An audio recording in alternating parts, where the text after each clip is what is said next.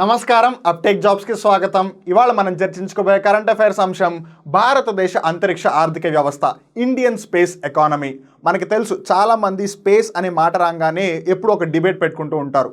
ఇక్కడ పేద ప్రజలు ఆకలితో అలమటిస్తూ ఉంటే తినడానికి తిండి లేకపోతే అక్కడ రాకెట్లను ఎందుకు పంపిస్తున్నారు, అలా పంపించాల్సిన అవసరం ఎందుకుంది, జీడిపిలో అంతంత డబ్బులు ఎందుకు అంతరిక్ష రంగం కోసం కేటాయిస్తున్నారు అన్న ప్రశ్నలు లేస్తూ ఉంటాయి. దాని మీద చాలా వరకు చర్చలు కూడా జరుగుతూనే ఉంటాయి.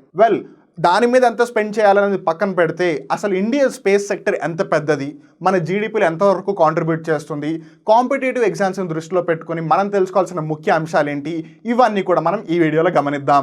First of all, what is the reason for discussing this particular topic, India space economy, భారతదేశ అంతరిక్ష ఆర్థిక వ్యవస్థ. ఈ అంశం చర్చించుకోవడానికి గల రీజన్ ఏంటి అని అంటే, భారతదేశ అంతరిక్ష ఆర్థిక వ్యవస్థ గణనీయంగా అభివృద్ధి చెందుతూనే ఉంటుంది కూడా, వితౌట్ ఇట్ అవుట్ మనం బల్లగొద్ది చెప్పచ్చు ఆ విషయం. ఇక్కడ ఒక ఫ్యాక్ట్ ఏంటంటే, రీసెంట్గా సిడిఎస్ అలానే ఐఐఎస్టి అనే రెండు సంస్థలు ఒక పరిశోధన చేశాయి. ఆ పరిశోధన ద్వారా ఏం తేలింది అని అంటే, జీడిపిలో జీడిపి, భారతదేశ జీడిపి ఏదైతే ఉందో, జీడిపిని గ్రాస్ డొమెస్టిక్ ప్రోడక్ట్, జాతీయ స్థూలోత్పత్తి అని అంటారు. ఈ జీడిపిలో 0.23% వాటాను కలిగి ఉంది. అంటే వివిధ ఉత్పత్తులు, వివిధ సేవలు, వివిధ గూడ్స్ అండ్ సర్వీసెస్ బేసిస్ పరంగా ఏదైతే జీడిపి ఉందో అది 100% అనుకుంటే దాంట్లో 0.23% కేవలం స్పేస్కి సంబంధించింది. అందుకని that's why it becomes very important. మీరు అనొచ్చు 100%లో నాట్ ఈవెన్ 1% ఎందుకు దాని గురించి పట్టించుకుంటున్నామని. Because it is one of the emerging sector. Space అనేది రీసెంట్గా డెవలప్ అవుతున్న ఇండస్ట్రీ. అండ్ మోర్ ఓవర్ మనం ముందుగానే తెలుసుకున్నాం, మరీ ముఖ్యంగా స్పేస్ రంగానికి సంబంధించి స్టార్టప్స్ కూడా చాలా ఎక్కువగా అయిపోతున్నాయి. కొత్త సంస్థలు వస్తున్నాయి. చాలా మంది అంతరిక్షంలో ఏదో ఉంది, మనం చేయాల్సింది చాలా ఉంది, there is something that we can cater to, ఇక్కడ చాలా డిమాండ్ ఉంది అని చాలా మంది ముందుకు వస్తున్నారు. అండ్ దట్స్ వై ఈ 0.23 కొద్ది కాలంలోనే 2.3కి వెళ్ళిపోయినా కూడా మనం ఆశ్చర్యపోనక్కర్లేదు. And that's why it becomes very very important. మనకి తెలుసు సిడిఎస్ ఐఐఎస్టి ద్వారా ఒక పరిశోధన జరిగింది స్పేస్ సెక్టర్కి సంబంధించి. అందులో 0.23% of the India's GDP is related to space అని. సిడిఎస్ అంటే సెంటర్ ఫర్ డెవలప్మెంట్ స్టడీస్, అలానే ఐఐఎస్టి అంటే Indian institute of space science and technology. ఈ Indian institute of space science and technology అనేది ట్రివేండ్రంలో ఉంది. ఆ ట్రివేండ్రం యొక్క పాత పేరు తిరువనంతపురం, అది కేరళ రాష్ట్రం యొక్క రాజధాని, అక్కడ ఉంది. అలా centre for development studies and Indian institute of science and technology, ఈ రెండు సంస్థలు కూడా ఈ అధ్యయనం చేశాయి. ఈ అధ్యయనంలో ఏమని తేలింది అంటే, ఈ అధ్యయనం అంతరిక్ష ఆర్థిక వ్యవస్థ యొక్క పరిమాణాన్ని శాస్త్రీయంగా కొలిచి మొదటి ప్రయత్నం. For the first time in the Indian history, for the first time in the Indian space history, ఇప్పటి వరకు కూడా అంతరిక్ష రంగానికి సంబంధించి ఎప్పుడూ కూడా ఒక అధ్యయనం జరగలేదు. For the first time, like never before, అంతరిక్షంలో ఆర్థిక వ్యవస్థ అంటే స్పేస్ యొక్క ఎకానమీ ఏంటి, అసలు దాని సైజ్ ఎంత, మనం ఎంతవరకు ఎక్స్పోర్ట్స్ చేస్తున్నాం, ఎంతవరకు ఇంపోర్ట్స్ చేస్తున్నాము, స్పేస్ సెక్టర్కి సంబంధించి భారతదేశం ఎంత రెవెన్యూ ఎర్న్ చేస్తుంది, ఎంత ఎక్స్పెండిచర్ చేస్తుంది, ఎంత ప్రాఫిట్స్ ఎర్న్ చేస్తుంది, ఇలా ఈ అంశాలన్నిటి మీద శాస్త్రీయంగా అంటే ఒక సైంటిఫిక్ మేనర్లో చేసిన first study. And that's why it becomes very very important. Competitive ఎగ్జామ్స్లో భారతదేశ అంతరిక్ష రంగానికి సంబంధించి మొట్టమొదటి అధ్యయనం చేసిన సంస్థలు ఏవి అని అడుగుతారు. CDS, centre for development studies, అలానే IIST, Indian institute of space science and technology. అలానే Indian institute of space science and technology ఎక్కడ ఉంది, ఇలాంటి ప్రశ్నలు అడుగుతూ ఉంటారు. And that's why it becomes very very important. మనం బిగినింగ్ ఆఫ్ ద డిస్కషన్లో కూడా గమనించాం, even though right now 0.23% of the GDP ఉన్నా కూడా ఫ్యూచర్లో and that too very soon maybe అది 2.3 అయినా మనం ఆశ్చర్యపోవాల్సిన అవసరం లేదు అని. ఎందుకు అంటే 2020-2021 ఆర్థిక సంవత్సరానికి గమనించినట్టయితే సుమారు 5 బిలియన్ల సంఖ్యకు చేరుకుంది. The market capitalisation has reached 5 billion. Very soon will reach 10 billion, 20 billion, 50 billion, 100 billion. మనం వెళ్ళడమే కానీ తగ్గడం లేదు. What are the sources? మనకు తెలుసు సిడిఎస్ ఐఐఎస్టి ఈ రీసెర్చింగ్ చేసాయి, బట్ వాళ్ళకి ఆ ఇన్ఫర్మేషన్ ఎక్కడి నుంచి వచ్చింది? వాట్ ఆర్ ద సోర్సెస్ అంటే, ప్రస్తుత అధ్యయనం కోసం రచయితలు స్కోపస్ ఇండెక్స్తో పాటు Indian space research organisation ISRO, అలానే పార్లమెంట్ పత్రాలు. మరి పార్లమెంట్లో చాలా చర్చలు జరుగుతుంటాయి, లోక్సభ అవ్వచ్చు, రాజ్యసభ అవ్వచ్చు. ఆ చర్చలు జరిపినప్పుడు వాళ్ళు చాలా వరకు డాక్యుమెంట్స్ని కోట్ చేస్తూ ఉంటారు, ఎన్నో రిపోర్ట్స్ని కోట్ చేస్తూ ఉంటారు. అలా ఆ పత్రాలను ఆధారంగా చేసుకుని కాంప్ట్రోలర్ అండ్ ఆడిటర్ జనరల్, వీళ్ళని కాగ్ అంటారు. ఉదాహరణకి మనం ఒక కంపెనీ చూసుకున్నట్టయితే వాళ్ళని ఆడిట్ చేస్తుంటారు. అలా దేశం యొక్క ఆర్థిక వ్యవస్థను ఆడిట్ చేయడానికి కాంప్ట్రోలర్ అండ్ ఆడిటర్ జనరల్ ఉంటారు. అలా వాళ్ళ నివేదికలు, మేధో సంపత్తి హక్కులు అంటే ఇంటెలెక్చువల్ ప్రాపర్టీ రైట్స్, దానికి సంబంధించిన సమాచారం, అలానే అంతరిక్ష రంగానికి సంబంధించిన ఏమైనా ప్రచురణలు జరిగితే అంటే పబ్లిష్ పేపర్స్ ఏమైనా ఉంటే, అలానే ఇతర ప్రభుత్వ డేటాపై ఆధారపడి ఉన్నాయి. ఒకవేళ ఏదైనా రాష్ట్రాలు ఏమైనా రిపోర్ట్ తయారు చేసినట్టయితే, లేదా కేంద్ర ప్రభుత్వం ఏదైనా రిపోర్ట్ తయారు చేసినట్టయితే, లేదా అంతరిక్షానికి సంబంధించి వివిధ సంస్థలు ఏమైనా రిపోర్ట్లు తయారు చేసినట్టయితే, ఇలా ఈ అన్ని రిపోర్ట్లని ఆధారంగా చేసుకుని CDS IIST ఈ రిపోర్ట్ని తయారు చేశాయి. మెయిన్ థింగ్ గుర్తుపెట్టుకోవాల్సింది ఏంటంటే Scopus index, Indian space research organisation, comptroller and auditor general, ఈ ముగ్గురు వెరీ వెరీ ఇంపార్టెంట్. బికాస్ మిగతావన్నీ ఇన్ జనరల్గా ఉన్నా కూడా ఈ మూడు are the main. CDS IIST రిపోర్ట్కి మెయిన్ సోర్సెస్ ఏవి అంటే మనం గుర్తుపెట్టుకోవాల్సింది స్కోపస్ ఇండెక్స్, ఇస్రో, కాగ్. ఆ రిపోర్ట్ ద్వారా ఏం తెలిసింది అంటే GDP శాతంగా భారతదేశ అంతరిక్ష ఆర్థిక వ్యవస్థ అంచనా పరిమాణం 2011-12 సంవత్సరంలో 0.26 నుండి 2020-21 సంవత్సరంలో 0.19కి పడిపోయింది అని వారు అంచనా వేస్తున్నారు.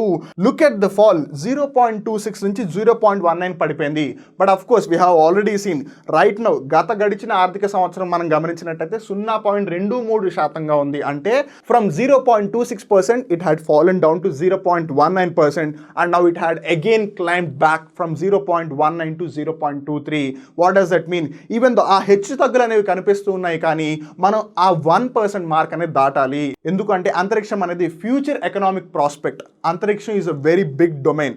దాంట్లో మన భారతదేశానికి సంబంధించి, భారతదేశ ఆర్థిక వ్యవస్థకి సంబంధించి బలోపేతం చేయగలిగే అవకాశాలు ఎన్నో ఉన్నాయి అంతరిక్షంలో. అందుకని రంగాల వారీగా అంచనా వేస్తే అంతర్జాతీయంగా ఆమోదించబడిన ఫ్రేమ్వర్క్ను ఉపయోగించడం ద్వారా నిపుణులు అంతరిక్ష కార్యక్రమం మరియు దాని భాగాల కోసం వార్షిక బడ్జెట్ను పరిశీలించారు. అంటే అసలు అంతరిక్ష రంగానికి సంబంధించి రాకెట్ల తయారీకి లేదా వివిధ సేవా కార్యక్రమాలకి, సేవ అంటే హ్యుమానిటీ సేవ కాదు, గుర్తుపెట్టుకోండి, సర్వీసెస్, స్పేస్ సెక్టర్కి సంబంధించిన సర్వీసెస్ ఏమైనా ప్రొవైడ్ చేశారా, దీనికోసం ఎంత డబ్బులు ఖర్చు పెడుతున్నారో అని ఒక యాన్యువల్ బడ్జెట్ని పరిశీలించారు. దాని ద్వారా ఏం తెలిసింది అంటే అంతరిక్ష తయారీ అంటే స్పేస్ సెక్టర్కి సంబంధించిన మ్యానుఫ్యాక్చరింగ్ కార్యకలాపాలు మరియు అప్లికేషన్ల రంగంలో 2020-21 సంవత్సరానికి 73.57% అంతరిక్ష కార్యకలాపాలు, 22.31% తయారీలో, అలానే 4.12% స్పేస్ అప్లికేషన్. అంటే బేసిక్గా చెప్పాలి అంటే 73.57 ఏమో స్పేస్ రిలేటెడ్ యాక్టివిటీస్ కోసం, 22.31 ఏమో మ్యానుఫ్యాక్చరింగ్ కోసం, 4.12 ఏమో అప్లికేషన్స్ అండ్ సర్వీసెస్ కోసం. అలా టోటల్ స్పేస్ సంబంధించి ఏదైతే ఎక్స్పెండిచర్ ఉందో అలా ఇట్ హ్యాస్ బీన్ కేటగిరైజ్డ్ అని చెప్పొచ్చు. మీకు ఈ డిస్కషన్ స్టార్ట్ అయిన దగ్గర నుంచి ఒక ఇంపార్టెంట్ థాట్ మీ బ్రెయిన్లో ఉంది. ఆ విషయం నాకు తెలుసు. CDS అన్నారు, IIST అన్నారు, ఆ రిపోర్ట్లో ఏం తేలింది, ఆ రిపోర్ట్కి మేజర్ సోర్సెస్ ఏంటి, ఎక్కడి నుంచి ఇన్ఫర్మేషన్ కలెక్ట్ చేశారు, ఇవన్నీ okay. But the main topic space economy అన్నారు. అసలు స్పేస్ ఎకానమీ అంటే ఏంటి? ఎకానమీ మాకు ప్రాపర్గా తెలియదు, స్పేస్ ఎకానమీ అంటే ఏంటి మాస్టర్ అని మీరు అడగచ్చు. Now will try to find it out what is space economy. ప్రపంచ అంతరిక్ష పరిశ్రమలలో ప్రధాన కార్యకలాపాలు అయిన అంతరిక్ష రంగంలో తయారీ మరియు ఉపగ్రహ కార్యకలాపాలు ఉన్నాయి. When we talk about world economy, one of the important thing is space sector. ఆ స్పేస్ సెక్టర్లో కూడా ఇంపార్టెంట్ థింగ్స్ ఏదైనా ఉన్నాయి అంటే 1 మ్యానుఫ్యాక్చరింగ్, 2 రాకెట్ లాంచింగ్ అని లేదా స్పేస్ రిలేటెడ్ యాక్టివిటీస్. అంతరిక్ష ఆర్థిక వ్యవస్థ యొక్క ప్రధాన విభాగాలలో తయారీ, మ్యానుఫ్యాక్చరింగ్, ఉపగ్రహ ఆపరేటర్లు అంటే ఎవరైతే శాటిలైట్స్ని ఆపరేట్ చేస్తున్నారో వాళ్ళు, వాటి యొక్క సేవలు, అలానే వినియోగదారుని సేవలు. ఉదాహరణకి మీరు DTH గమనించి ఉంటారు. DTH అంటే ఏంటి? Direct to home. మన టీవీ సెట్ టాప్ బాక్స్ ఏవైతే ఉన్నాయో అది D2H అనే సిద్ధాంతం మీద వర్క్ అవుతుంది. దానికి సిగ్నల్ ఎక్కడి నుంచి వస్తుంది? శాటిలైట్ నుంచి వస్తుంది. అందుకే మీరు గమనించండి, ఒకవేళ ఎక్కువగా వర్షం పడుతున్నట్టయితే మీ సెట్ టాప్ బాక్స్ శాటిలైట్ నుంచి సిగ్నల్ తీసుకోలేకపోతుంది అని ఒక నోటిఫికేషన్ టీవీలో కనిపిస్తుంది. వై? ఎందుకంటే అది శాటిలైట్ నుంచి వస్తుంది కాబట్టి. అది వినియోగదారుని సేవ. అలా ఆ శాటిలైట్స్ని తయారు చేయడం కానీ, రాకెట్స్ని తయారు చేయడం కానీ, శాటిలైట్ లాంచింగ్ వెహికల్స్ని తయారు చేయడం కానీ, ఇంజిన్స్ని తయారు చేయడం కానీ, లేదు స్పేస్ రిలేటెడ్ యాక్టివిటీస్ చేయడం కానీ, లేదు ఏదైనా బిజినెస్ ట్రాన్సాక్షన్స్ చేయడం కానీ, లేదు కస్టమర్ సర్వీసెస్ ప్రొవైడ్ చేయడం కానీ, ఇవన్నీ కూడా స్పేస్ ఎకానమీ కిందకే వస్తాయి. మనకి తెలుసు in this universe nothing is perfect. ఏది కూడా 100% పర్ఫెక్ట్ కాదు. అలానే ఈ అంతరిక్ష రంగానికి కూడా కొన్ని సమస్యలు ఉన్నాయి. ఆ సమస్యలు ఏంటో మనం తెలుసుకుందాం. అంతరిక్ష సంబంధిత కార్యకలాపాల కోసం బడ్జెట్లో క్షీణత, అంటే దానికోసం ఏదైతే బడ్జెట్ అలాట్ చేస్తున్నారో దాంట్లో ఒక డిక్లైన్ కనిపిస్తుంది. గత 2 సంవత్సరాల్లో ఆర్థిక వ్యవస్థ పరిమాణం తగ్గుదలకు దారితీస్తుంది. And we know the reason of it as well. Covid రావడం వల్ల చాలా వరకు ఎకనామిక్ యాక్టివిటీస్ అనేవి స్లో డౌన్ అయిపోయాయి.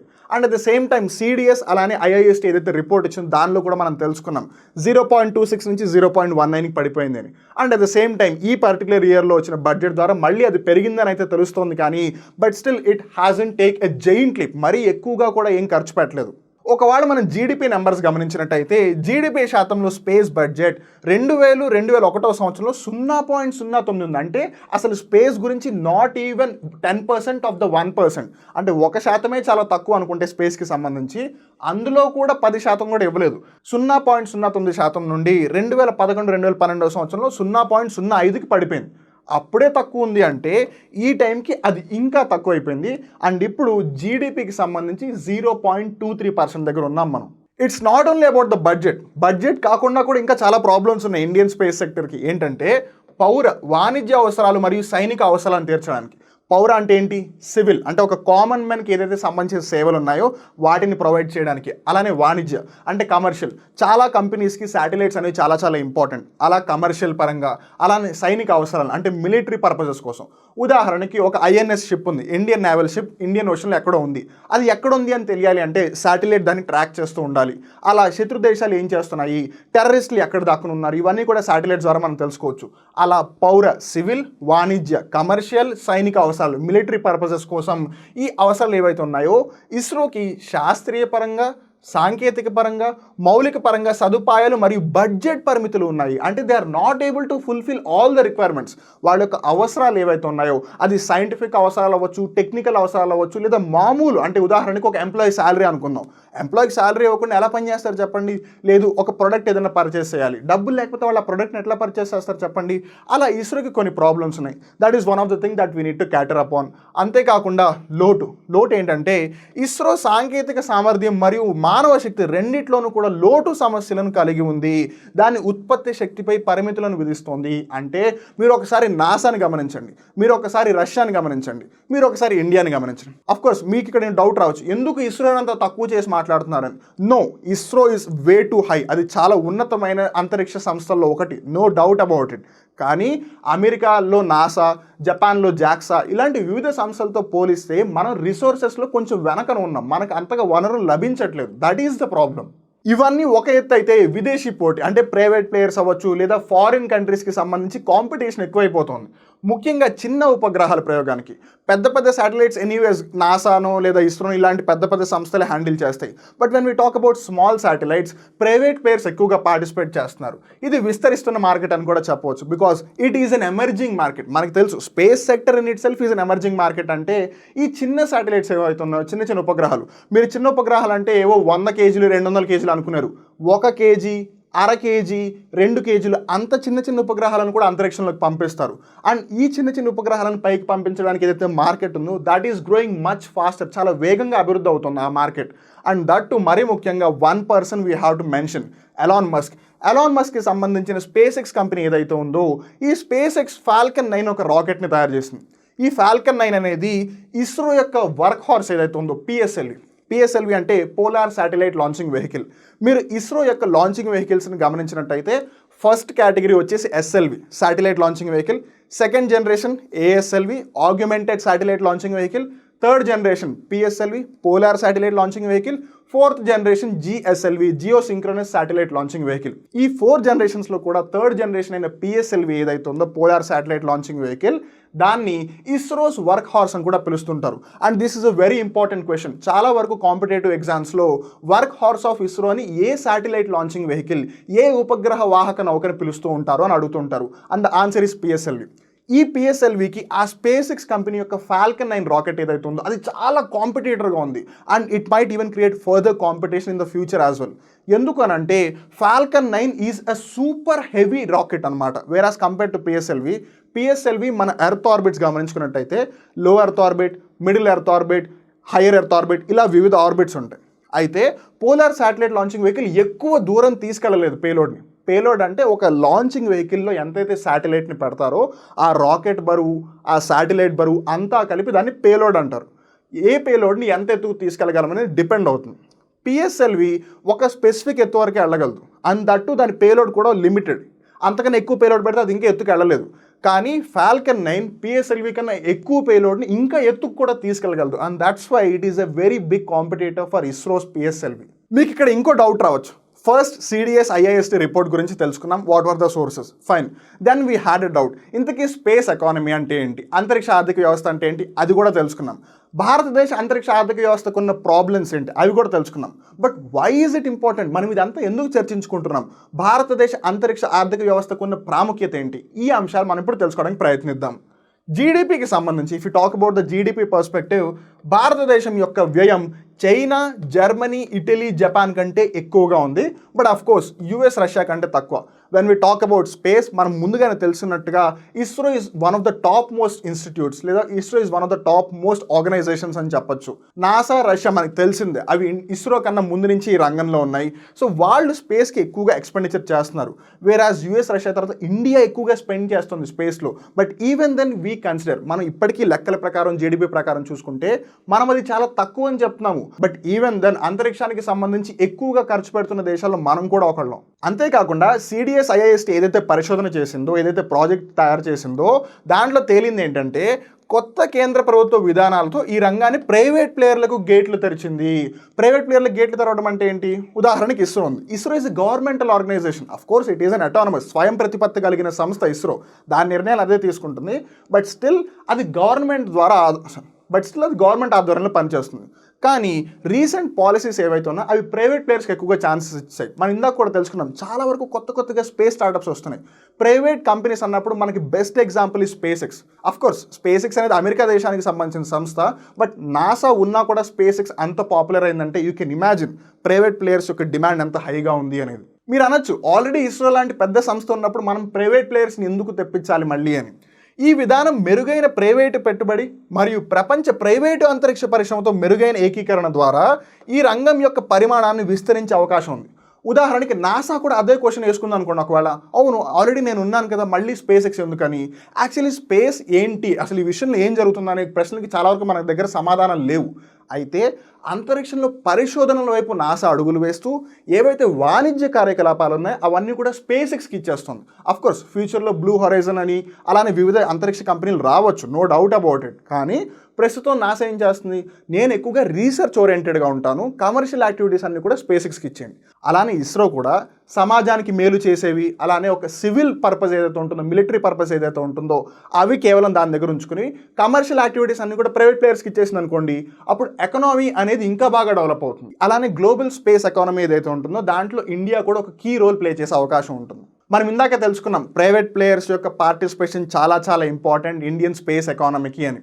భారతదేశంలోని మొత్తం 100 స్పేస్ స్టార్టప్స్లో గుర్తుపెట్టుకోండి, స్టార్టప్స్ అంటే ఏంటి, ఒక కంపెనీ ఎప్పుడైనా సరే దాని బిజినెస్ అప్పుడే కొత్తగా స్టార్ట్ చేస్తూ దాని రెవెన్యూ అంతగా ఎక్కువగా లేకపోతే దానిని స్టార్టప్ అంటారు. మామూలు మన డైలీ లైఫ్లో మన స్టార్టప్స్ చూడాలి అంటే OYO rooms, Swiggy, Zomato, Byju's, Unacademy, Dream11 ఇవన్నీ స్టార్టప్స్. అలా ఇండియాలో ఆల్రెడీ 100 స్టార్టప్స్ ఉన్నాయి. ఆ 100 స్టార్టప్స్లో 47 స్పేస్ స్టార్టప్స్ 2021లోనే స్టార్ట్ అయ్యాయి. That tells a story. In fact ఇక్కడ ఇంట్రెస్టింగ్ ఫ్యాక్ట్ ఏంటంటే 2020లో 26 ఉన్నాయి స్పేస్ స్టార్టప్స్, 2021లో 47, అంటే ఆల్మోస్ట్ డబుల్ ద అమౌంట్ అయిపోయింది. అన్ని స్పేస్ స్టార్టప్స్ కొత్తగా వస్తున్నాయి అంటే వాళ్ళు ఏదో డిమాండ్ని చూస్తున్నారు. అంతరిక్షంలో there is something in the space that no other one is looking. ఆబ్వియస్గా ఒక కొత్త కంపెనీ ఎప్పుడైనా ఎందుకు వస్తుంది, అఫ్కోర్స్ వ్యాపారం చేయడానికి. But that doesn't mean just వ్యాపారం చేయడానికి కాదు, అక్కడ ఏదో ఒక డిమాండ్ ఉంది, మిగతా కంపెనీలు ఆ పని చేయట్లేదు, సో నేను ఈ పని చేయగలను, ఆ కంపెనీలు ముందుకు వస్తున్నాయి. ఎందుకంటే startups are always driven by entrepreneurs కాబట్టి. And one of the main reason మనకి ముందుగానే తెలిసినట్టుగా పబ్లిక్ ప్రైవేట్ భాగస్వామ్యాల యొక్క పెరుగుదల. Best example NASA, SpaceX, మనం ఇందాక డిస్కస్ కూడా చేసుకున్నాం. ఇలా ఇస్రో కూడా ఒకవేళ ప్రైవేట్ కంపెనీస్తో లేదా ప్రైవేట్ స్టార్టప్స్తో టైఅప్ అయినట్టయితే మన ఇండియన్ స్పేస్ సెక్టర్ ఇన్ పర్టికులర్గా డెవలప్ అయ్యే ఛాన్సెస్ చాలా ఎక్కువగా ఉంటాయి. మనం స్టార్టప్స్ గురించి మాట్లాడుకున్నాం కాబట్టి ఇండియాలో ఉన్న few of the very prominent startups ఏంటో ఒకసారి అబ్జర్వ్ చేయడానికి ట్రై చేద్దాం. Agnikul, Skyroot, Vesta space technology, Pixxel, Adya aerospace ఇవన్నీ కూడా ఇండియాలో ఉన్న one of the top most space startups. ఈ స్పేస్ స్టార్టప్స్ పేర్లు మీరు విన్నప్పుడల్లా ఒకటే కోరుకోండి, స్పేస్ ఎక్స్ కన్నా పెద్ద కంపెనీలు అవ్వాలి అని. మరి గవర్నమెంట్ ఎలాంటి మెజర్స్ తీసుకుంటుంది ఈ స్పేస్ సెక్టర్కి సంబంధించి అంటే ప్రభుత్వం ఇటీవల స్పేస్ కామ్ మరియు స్పేస్ ఆర్ఎస్ విధానాలను సరళీకృతం చేస్తూ సాంప్రదాయ శాటిలైట్ కమ్యూనికేషన్ మరియు రిమోట్ సెన్సింగ్ రంగాలను నవీకరించింది. అంటే ఏదైతే కమ్యూనికేషన్ టెక్నాలజీ ఉందో, ఏదైతే రిమోట్ సెన్సింగ్ విధానాలు ఉన్నాయో, అంటే వెదర్ ఫోర్కాస్టింగ్ అవ్వచ్చు, లేదా ఎడ్యుకేషన్ సంబంధించినవి ఇవ్వచ్చు, ఇవన్నీ కూడా అంతకు ముందున్న ప్రొసీజర్స్ నుంచి, అంతకు ముందున్న టెక్నిక్స్ నుంచి మోడర్నైజ్ చేస్తూ వస్తుంది. అండ్ మోడర్నైజ్ చేయడం వల్ల మనకి లాభం ఏంటని మీరు అనుకోవచ్చు. మనకి థింగ్స్ అనేవి ఇంకా ఫాస్ట్గా అవుతూ ఉంటాయి, ప్రాసెసింగ్ స్పీడ్స్ అనేవి చాలా ఫాస్ట్గా ఉంటాయి. At the same time global framework ఏదైతే ఉంటుందో మనం ఆ స్టాండర్డ్స్ని మీట్ అవుతాం. అండ్ దట్ టు స్పేస్ అన్ని కంట్రీస్లో లేదు. మీరు అనుకోవచ్చు ఇస్రో ఒకటే ఉందా అని. గుర్తుపెట్టుకోండి, చాలా చిన్న చిన్న దేశాలు ఉన్నాయి ఈ ప్రపంచంలో. అండ్ మనం ఇందాక కూడా చూసాం, స్పేస్కి సంబంధించి ఎక్కువగా ఖర్చు పెడుతున్న దేశాలు ఇండియా కూడా ఒకటి. And why is that? Because India కేవలం ఇండియా కోసమే రాకెట్లను, శాటిలైట్లను స్పేస్కి పంపించట్లేదు. చాలా చిన్న చిన్న దేశాలకు కూడా సాయం చేస్తుంది. ఉదాహరణకి నేపాల్ ఉంది, ఉదాహరణకి బంగ్లాదేశ్ ఉంది, ఉదాహరణకి శ్రీలంక ఉన్నాయి. ఇవి అన్ని దేశాలకు కూడా మన ఇండియా వాళ్ళకి శాటిలైట్స్ పంపించింది, వాళ్ళ దేశాలకు కూడా మనం హెల్ప్ చేస్తున్నాము. అండ్ దట్స్ వై కొన్నిసార్లు ఎక్స్పెండిచర్ అలా కూడా పెరిగిపోతూ ఉంటుంది. అది మనం గుర్తుపెట్టుకోవాలి. అలానే ప్రభుత్వం డ్రోన్ల కోసం కొత్త నిబంధనలను, అలాగే కొనుగోలు చేయడానికి మార్గదర్శకాలను కూడా విడుదల చేసింది. When we talk about space, మనం ఎంతసేపు అంతరిక్షం, ఎర్త్ బయట అనుకుంటాం. గుర్తుపెట్టుకోండి, ఈవెన్ ఒక పర్టికులర్ లిమిట్ దాటేస్తే ఆకాశంలో దానిని కూడా స్పేస్ కింద కన్సిడర్ చేస్తారు. ఉదాహరణకి స్ట్రాటోస్ఫియర్ ఎక్కడ ఉంటుంది? భూమి యొక్క ఉపరితలం సర్ఫేస్ ఎక్కడైతే ఉందో అక్కడి నుంచి 20-25 కిలోమీటర్లు దాటేస్తే మొత్తం స్ట్రాటోస్ఫియర్. అంతకన్నా ఎత్తుకు విమానాలు వెళ్తాయేమో కానీ, బట్ నాట్ ఆల్వేస్. కానీ అంతకన్నా పైన ఉన్న మీజోస్పియర్ అవ్వచ్చు, థర్మోస్పియర్ అవ్వచ్చు, అయోనోస్పియర్, ఎగ్జోస్పియర్ ఇవి ఏవైతే ఉన్నాయో అక్కడ అంతా కూడా దానిని కూడా స్పేస్ కింద కన్సిడర్ చేస్తారు. కొన్ని అవసరాల కోసం అక్కడ డ్రోన్స్ ఫ్లై అవుతాయి. వీటికి సంబంధించి రూల్స్ అండ్ రెగ్యులేషన్స్ ఎప్పటికప్పుడు డిమాండ్ బట్టి మారుతూ ఉన్నాయి. అండ్ ఆ రూల్స్ రావడం కూడా ఒక రకంగా మనకి మంచిదే. సిస్టమ్ ఎప్పుడైనా రెగ్యులేటెడ్ అయితే ప్రాబ్లమ్స్ని సార్ట్అవుట్ చేయడం చాలా ఈజీ అవుతుంది. అందుకు then what is the way forward? ముందుకి మార్గం ఏంటి అంటే, భారతదేశం దాని తులనాత్మకంగా తక్కువ నిర్వహణ ఖర్చుల ద్వారా ప్రయోజనం పొందింది. We know PSLV is called as the workhorse, no doubt. కానీ ఎక్కువగా ఇండియన్ స్పేస్ రీసెర్చ్ ఆర్గనైజేషన్ అంత పాపులర్ అవడానికి గల రీజన్ ఏంటంటే, నాసా, జాక్సా లేదా రష్యన్ స్పేస్ ఏజెన్సీస్ ఏవైతే సంస్థలు ఉన్నాయో వాళ్ళకన్నా చాలా తక్కువ ఖర్చుతోనే అంతరిక్షంలోకి ఉపగ్రహాలను ప్రవేశపెట్టగలిగే సాంకేతికత మన దగ్గర ఉంది. We are a very affordable customer. అందుకని అందరూ కూడా మన దగ్గరికి వస్తారు. ఎక్కువగా మా రాకెట్లను పంపించండి, మీరు తక్కువ ఖర్చుకి మంచి క్వాలిటీని ప్రొవైడ్ చేస్తారు అని అందరూ ఇస్రో దగ్గరికి వస్తారు. And that's why ISRO is very very prominent in the space sector. అంతేకాకుండా రెగ్యులేటరీ అడ్డంకులను తొలగించడం ద్వారా ఈ రంగంలోకి FDIలు పెరగడానికి మార్గం సుగమమైంది. FDI అంటే ఏంటి? Foreign direct investment. అంటే ఇండియన్ కంపెనీస్ లేదా ఇండియన్ రిలేటెడ్ కంపెనీస్ అయి ఉండొచ్చు. వేరే దేశం వాళ్ళు ఇన్వెస్ట్ చేస్తే దానిని ఫారిన్ డైరెక్ట్ ఇన్వెస్ట్మెంట్ అంటారు. Indian governmental rules and regulations ప్రకారం కొన్ని షరతులతో స్పేస్ సెక్టర్లో 100% FDI అలా ఉంది. అంటే ఒక కంపెనీలో ఉన్న మొత్తం ఇన్వెస్ట్మెంట్ కూడా వేరే దేశం వాళ్ళు కూడా చేయొచ్చు. And what does that mean? అలా మనకి ఇన్ఫ్లో ఎక్కువ అవుతుంది. తద్వారా ఏంటి? మన ఆర్థిక వ్యవస్థ ఇంకా బలపడుతుంది. అంతేకాకుండా మనం ముందుగానే తెలుసుకున్నట్టుగా ప్రైవేట్ రంగం ద్వారా చిన్న ఉపగ్రహాల వాణిజ్యీకరణకు ఇస్రో మార్గం సుగమం చేస్తుంది. అంటే ఎప్పుడైతే ప్రైవేట్ ప్లేయర్స్కి మనం ఎక్కువగా పార్టిసిపేషన్ ఛాన్స్ ఇస్తామో అప్పుడు కమర్షియల్ యాక్టివిటీస్ అన్ని వాళ్ళు టేక్ కేర్ చేస్తారు. రీసెర్చ్ అన్నీ కూడా ఇస్రో చేపడుతుంది. యాజ్ మనం ఎగ్జాంపుల్ కూడా డిస్కస్ చేసుకున్నాం, SpaceX అలానే నాసా. అండ్ ఇక్కడ one of the important thing ఏంటంటే, అంతరిక్ష పర్యావరణ వ్యవస్థ మరింత శక్తివంతంగా, ఆర్థికంగా, లాభదాయకంగా, స్వీయ నిరంతరంగా మారాలి. అంటే it has to be profitable, it has to be self-regulating, it has to be autonomous as well. Of course ఇప్పటికీ కూడా autonomous, no doubt about it, but దాని యొక్క పవర్స్ ఇంకా పెరగాలి. అప్పుడే దాని యొక్క డిసిజన్స్ అది తీసుకోవచ్చు అండ్ డెవలప్మెంటల్ యాక్టివిటీస్ ఇంకా ఎక్కువగా చేయొచ్చు. ఉదాహరణకి SpaceXలో ఇన్వెస్ట్మెంట్ చేయాలి అనేది NASA decision, US government decision కాదు. అలానే ఇస్రోకి పవర్స్ ఎక్కువ ఇచ్చారనుకోండి, స్పేస్ రిలేటెడ్ యాక్టివిటీస్కి ఒక బూస్ట్ లభించినట్టు అవుతుంది. అప్పుడు ఆటోమేటిక్గా స్పేస్ ఎకానమీ కూడా డెవలప్ అవుతుంది ఇండియాది. అదండి, చూసారుగా భారతదేశ అంతరిక్ష ఆర్థిక వ్యవస్థ, ఇండియా స్పేస్ ఎకానమీ. గుర్తుపెట్టుకోండి, ISRO is one of the prominent players in the space sector. ISRO ఏమి చిన్న వ్యవస్థ, చిన్న సంస్థ కాదు. It is a very big player. ఇలానే ఇస్రో ఇంకా మంచి కార్యక్రమాలు చేపట్టాలి అని, చిన్న దేశాలకి చేదోడుగా వాదోడుగా ఉండాలి అని, ఇంకా ఎన్నో ఉపగ్రహాలను అంతరిక్షంలో ప్రవేశపెట్టాలని, మార్స్కి సంబంధించి ఎన్నో మంచి కార్యక్రమాలు చేపట్టాలి అని, అంతరిక్ష కార్యక్రమం అన్నప్పుడల్లా ఇస్రో ఖచ్చితంగా గుర్తుకు రావాలి అని, అలానే ఇండియాలో ఏవైతే ప్రైవేట్ స్టార్టప్స్ ఉన్నాయో అవన్నీ ఇంకా వృద్ధిని సాధించాలని కోరుకుందాం. ఇలాంటి ఆసక్తికరమైన వీడియోలు మీరు మళ్ళీ చూడాలి అనుకుంటే మా అప్టేక్ జాబ్స్ యూట్యూబ్ ఛానల్ని సబ్స్క్రైబ్ చేసి ఆ బెల్ బటన్ని ప్రెస్ చేయండి. మీరు Group 1, Group 2, Group 4 లాంటి పరీక్షలకి సన్నద్ధం అవుతున్నారా? ఇలాంటి సబ్జెక్టులకి సంబంధించిన విషయాలు మీకు ఎక్కడా తెలియట్లేదా? అయితే మీకు వన్ స్టాప్ సొల్యూషన్ మా అప్టేక్ జాబ్స్. ప్లే స్టోర్ నుండి యాప్ని డౌన్లోడ్ చేసి మొబైల్ ఫోన్స్లో ఇన్స్టాల్ చేసుకోండి. కొత్త విషయాల్ని డీటెయిల్గా తెలుసుకోండి. నేను మీ సాయి వివేక్, సైనింగ్ ఆఫ్.